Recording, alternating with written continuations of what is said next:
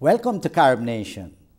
Today on this program, we will be discussing the Governor's Commission on Caribbean Affairs in the state of Maryland. This is a very interesting commission because for the first time, it will engage Caribbean Americans here in the United States in a particular state.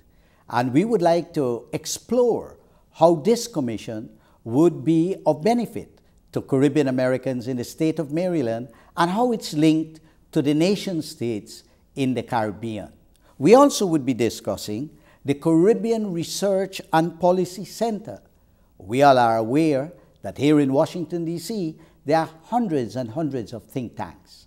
Well, we have a Caribbean think tank, and today we will discuss what exactly does this think tank do and how we in the Washington, D.C. metro area and in the United States can get involved in a Caribbean think tank that can be put to the use of our people here in America and in the nation states of the Caribbean.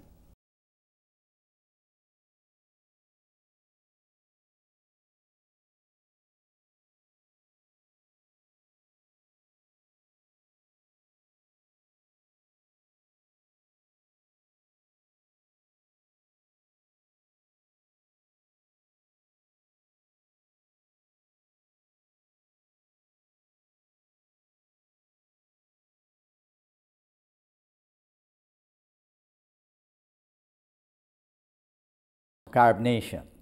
Today we will discuss here on Carib Nation with a very distinguished guest, the Governor's Commission on Caribbean Affairs in the state of Maryland.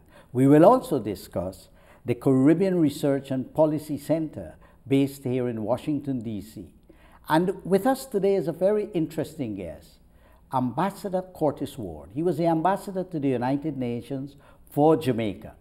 He's not only two chairs on this think tank and also on the commission, but he's also an adjunct professor at the University of the District of Columbia and other universities in the Metro Washington, D.C. area.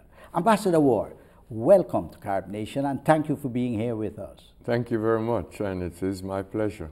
Ambassador, what exactly is the Governor's Commission on Caribbean Affairs in the state of Maryland? Well, let me start by giving you a little bit of background as to how it came into being.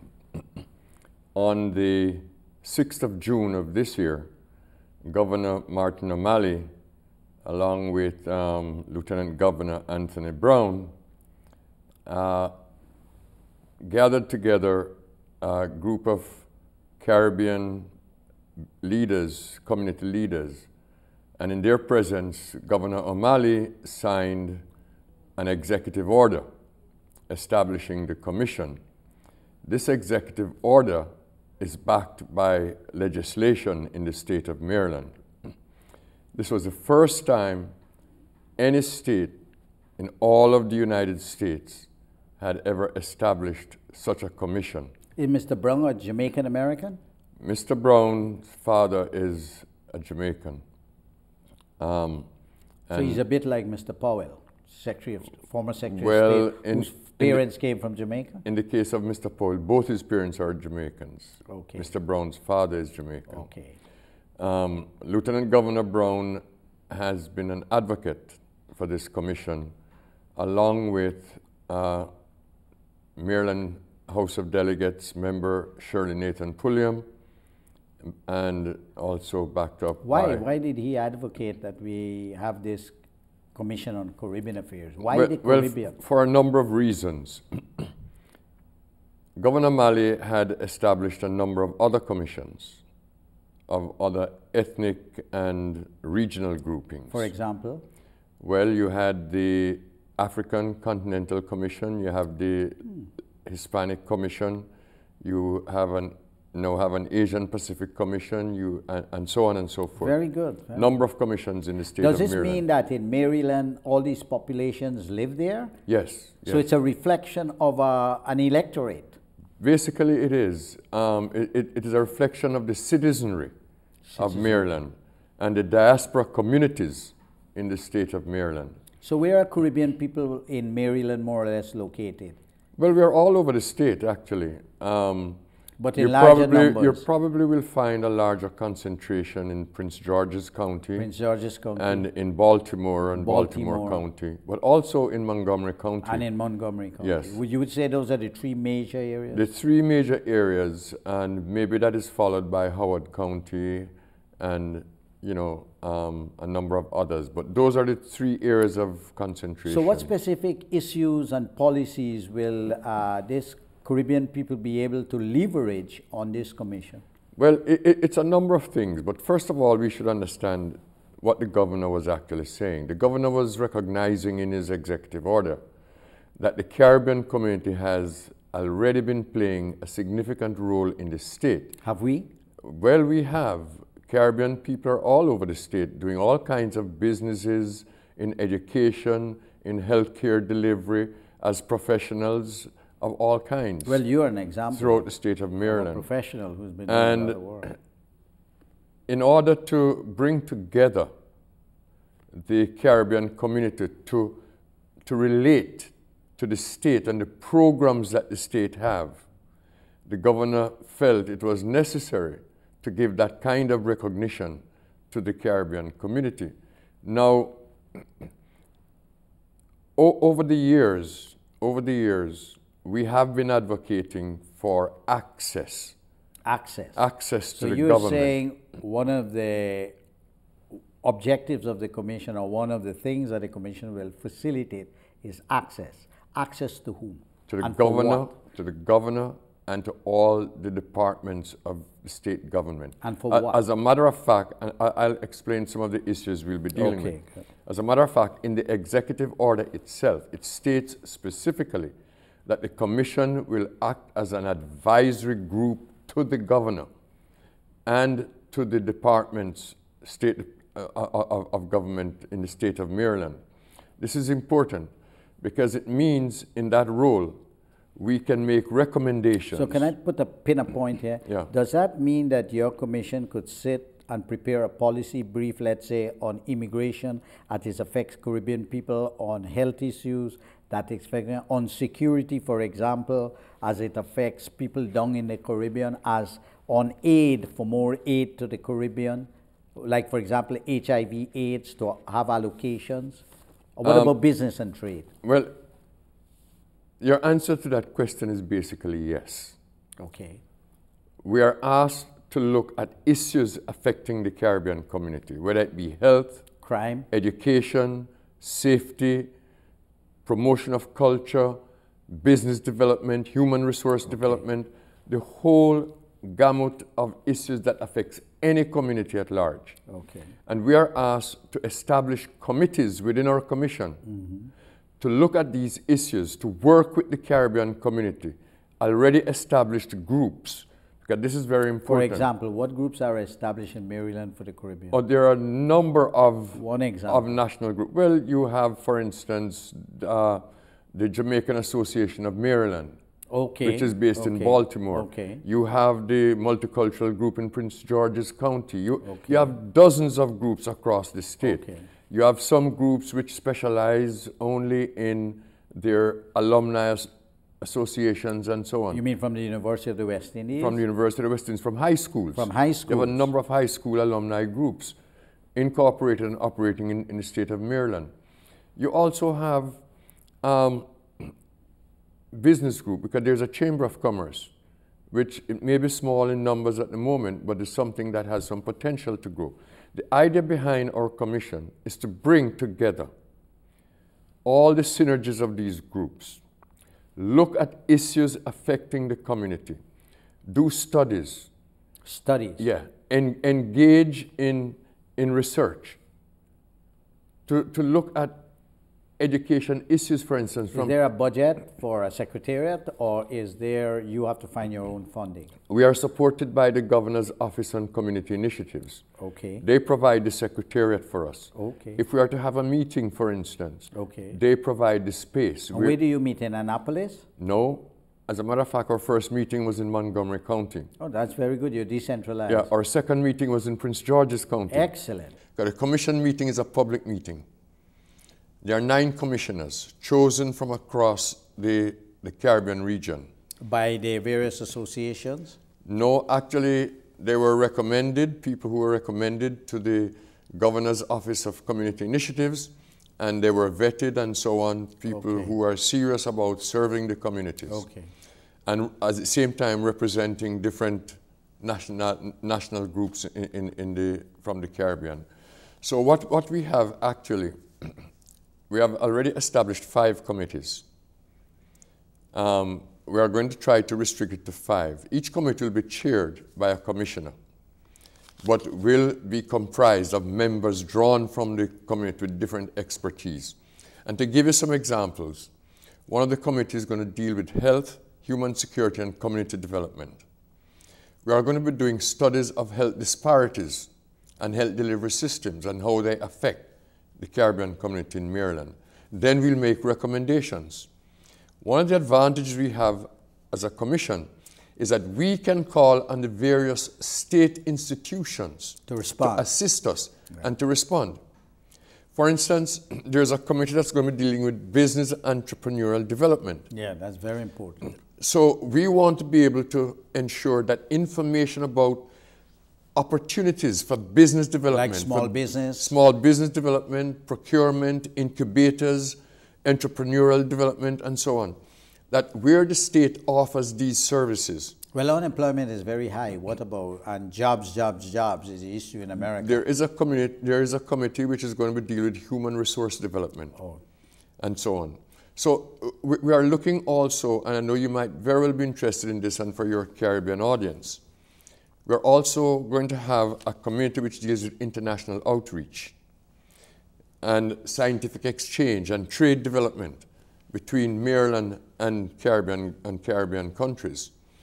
And again, there are a lot of scientific research being done in Maryland. Oh, Maryland is a center for research. Exactly. All kind of. So and you we want have to be able, Immune and all those organizations. Right. And NIH is down there. No, NIH is in Maryland. Maryland. But you also have the Maryland Institute for Research, which is attached to the University of Maryland system. Yes. You also have different research institutions at different universities. And you have a lot of universities. Exactly. University We're doing Maryland, a lot of research that John are Hopkins. relevant to the Caribbean and to link Caribbean research institutions with them so they can learn from each other. Synergies. And definitely there are lessons that can be passed from one to the other. Best practices. Exactly. And joint research, to promote joint research, to promote trade. The Port of Baltimore, for instance, very important, is one of the major shipping ports on the east coast of the United States.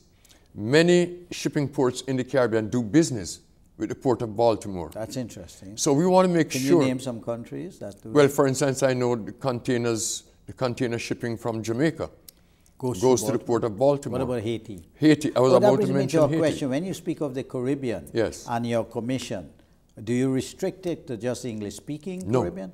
No. On your commission, which countries linguistically are represented? Yeah, all of CARICOM member states. But the Dominican Republic is not are a included. member. No, and I tell you why. The Dominican Republic is not on our commission because they're already a part of the Hispanic Commission. Okay, a part of the Hispanic Commission. They participate. And you know, in the census, Dominican Republic has a very special a spot there. Yes. They were able to lobby for that. Yes. As a matter of fact, we. I mean, category. Yeah. We actually had intended that the Dominican Republic would be a part of this commission.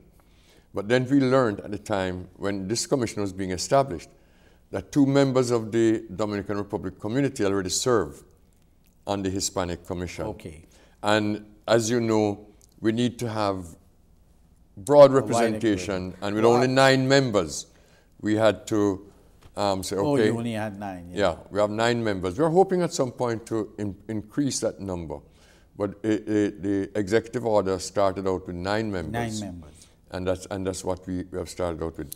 But the bottom line is a lot of the work is going to be done through the committees. Well, congratulations. And we are going to follow up your work, and we hope you will come regularly, Carib Nation, to give us updates on how you are evolving with the work. Is there anything else you'd like to add? I'd just like to add, as I mentioned, we are an advisory group. at the end of the year, well, at June of each year, we have to write a report making recommendations. That's interesting. Recommendations, and so on. And this report goes to the governor as well as to the state legislature. Okay. So probably next year, June would be your first report. Our first report. So we will have you on Carib Nation, and we will study the report, and we can have a great discussion. Sure. You probably could bring some of your key members of the commission. I would love to do that. We'd love to do that. And the other thing is, we are the governor's outreach to the Caribbean community. And medium such as Carib Nation is very valuable to us in terms of reaching our Caribbean community. Well, you know, Carib Nation is aired in Maryland. I know. And once we have a website, for instance. You could upload all the programs. All the programs can go on the website, and we plan to start doing that. That is very This website is managed by the Governor's Office of Community Initiatives. So you're going to work with us as journalists, as TV people, and Absolutely. and so forth. Thank Absolutely. you, Ambassador Ward. Now, you're a man of many parts, many sides, and you do multiple things. And you're also chairman of the Caribbean Research and Policy Center. Can you tell us what exactly is that Caribbean Research and Policy Center about, and what you do there? Well, for a long time, as a veteran of Washington, D.C. yourself, you know that there's a proliferation of think tanks in Washington. And there are a number of think tanks that say that they do work on Latin America and the Caribbean. And we know that when they say Latin America and the Caribbean, they really mean Latin America for 99.9% of the time, and occasionally they do something on the Caribbean. So we felt that it was... Why do you believe that is so? I think that is so for a number of reasons. One, I think there's a lot of interest in what goes on in Latin America, because over the years there have been so much difficulties. And Latin America has always been on the radar screen of Washington. Whether it's Cuba, whether it's Venezuela, or whether it's Nicaragua, or whether it's Argentina with the British problem with the Falklands. It's all kinds of different reasons. So forth. And then, of course, you have Malvinas. Then you have some rising countries in Latin America, which takes up a lot of space. Brazil is a top country in the world today. Exactly. The Caribbean has never appeared to present any kind of threat to the United States other than the drug trafficking through the region. And they have programs to deal with those. Communism is over, so it's not a question Right, it's not a Cold War situation. There's a new situation. Exactly. And we are marginalizing that. Precisely. And because of that, we felt that we needed to put the Caribbean back on the stage in Washington. And so in 2007, we organized the Caribbean Research and Policy Center. And since that time, we have done a number of things. One of the first things we did was right in the aftermath of the Haiti earthquake to do a conference on Haiti to bring the Caribbean diaspora in tune with helping in Haiti's redevelopment and reconstruction. Since that time, we've also held a number of roundtable discussions on issues of interest not only to the Caribbean diaspora, but also dealing with issues that would be of interest to the Caribbean. As a matter of fact, we took the opportunity in August to have a discussion of 50 years of Caribbean independence, focusing on the first two Caribbean countries to become independent, Jamaica and Trinidad and Tobago, but also to put that in the context of total Caribbean independence. And you did that at the Inter-American Development Bank? Yes, we do most of our roundtables at the Inter-American Development Bank. And they're very supportive. Very supportive. Ambassador Bernal. They provide you space and... Yeah, Ambassador Bernal, who former ambassador for Jamaica to Washington, D.C. Exactly, and outgoing, he just completed his term as the Caribbean Executive Director. He made the facilities available to us. And this has worked out very well. And each time we've had one of these round tables, it has been a total sellout. Success. You know, we use a room which holds about 40 people, and every time it's filled. Filled. And the discussions have been rich, and we are also now putting together some ideas for research. Of course, funding is always an issue, but like everything else as Caribbean people, we do find ways to overcome these things. You've also been doing some events at the State Department. Yes. You yourself participated in a discussion dialogue with last year, for instance, an ambassador to Jamaica? Yeah, but before that, last year, the State Department asked us to put together a panel to discuss a Caribbean issue during a conference that they were having, and we did that. And earlier this year, I participated with the current ambassador of the United States to Jamaica, ambassador, in a conversation, what they call conversation, in America, where we discuss Caribbean issues. And this proved to be very widely disseminated. It's still on the State Department website. We've had excellent feedback from this. So these are opportunities which now having the think tank, the Caribbean Research and Policy Center, they now look to us to have inputs on the Caribbean rather than looking at some of the other. So you work in think Maryland tanks. as chair of a commission at that state level, and you work at the level in Washington, D.C., Which is national. more or less at the national level. That is correct. So you hang your hats in two places, but you're doing the same job. You're serving the Caribbean. Is that correct? I try very much to do that. Yeah. We would like also to discuss with you a bit another part of your life, because you're a very interesting man, apart from being ambassador to the UN for Jamaica some years ago and for some time.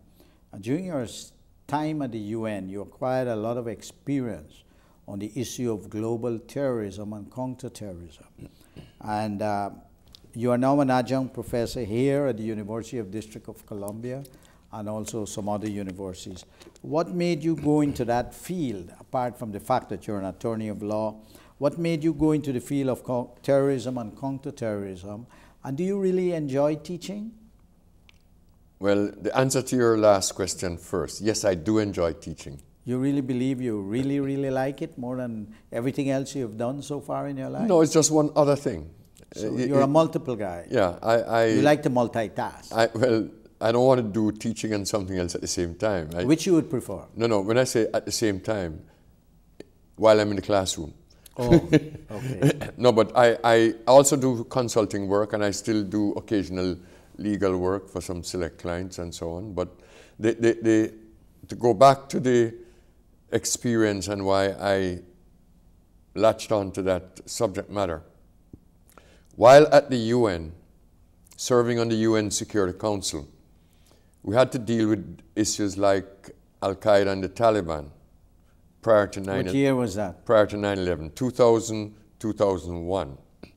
And then on September 11, 2001, we had 9/11. And that, the Security Council was thrust into a new... The Security Council of the United Nations. Yeah, had to respond. And it turned out that this was in September, and November, Jamaica presided over the Security Council. And you were then ambassador? I was ambassador, deputy permanent representative, and our delegation presided over the Security Council. And we had to deal with terrorism issues in great detail.